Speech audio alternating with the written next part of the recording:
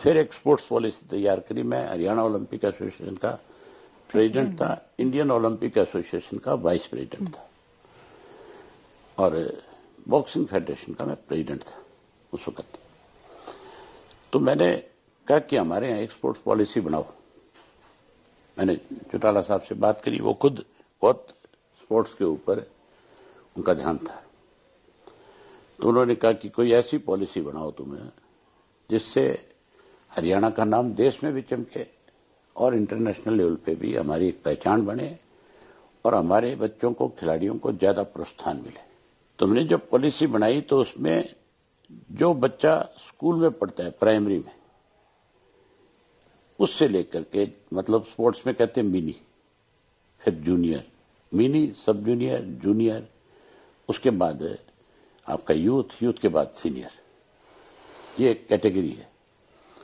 हमने प्रोत्साहन देना शुरू किया मिनी से कि जो बच्चा प्राइमरी स्कूल में पढ़ता है, मेडल जीतता है, उसको 500 रुपया पुरस्कार दो साथ में, ताकि उस बच्चे का गेम के प्रति इंटरेस्ट बढ़े, उसका बढ़े, उसके साथ दूसरे बच्चे देखें कि इसको 500 रुपया मिला है, वो भी खेलना शुरू करेगा। इस तरह हर कैटेगरी में पैसा दिया।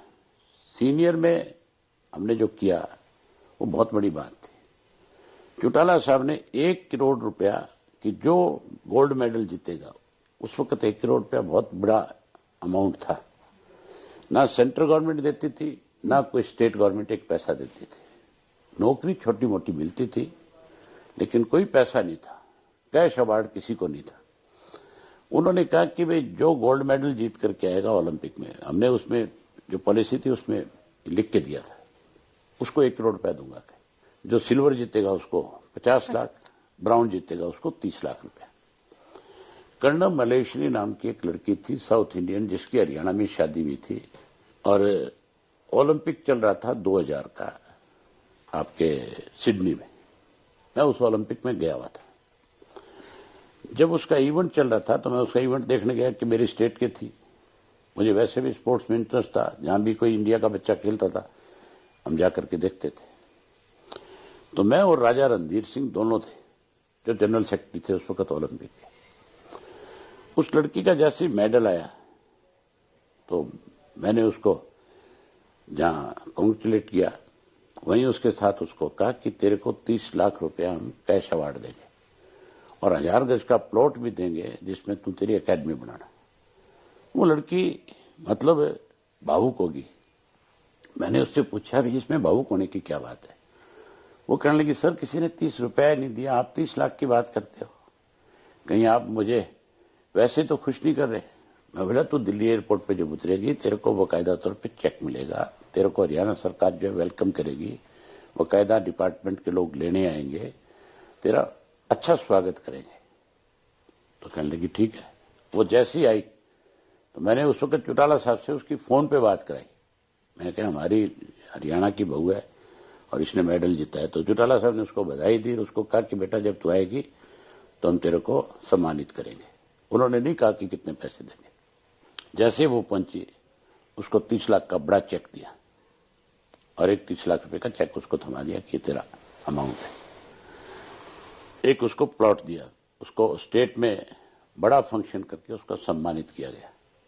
उसके बाद लाइन लग गई बच्चों की जो है कि भी इस तरह से पैसा मिलेगा तो हमें कुछ करना है। और हमने फिर उसी पॉलिसी में 3%, पहले तो सिर्फ और सिर्फ पुलिस में था, मैंने उस स्पोर्ट्स पॉलिसी के तहत हर डिपार्टमेंट में 3% का कोटा फिक्स करवाया। हरियाणा के हर डिपार्टमेंट में अलग अलग टीमें बनवाई, किसी में वॉलीबॉल, किसी में कबड्डी, किसी में हॉकी, किसी में फुटबॉल, किसी में खो खो, किसी में रेसलिंग, इस तरह से। तो हजारों बच्चे हरियाणा के जॉब लगे।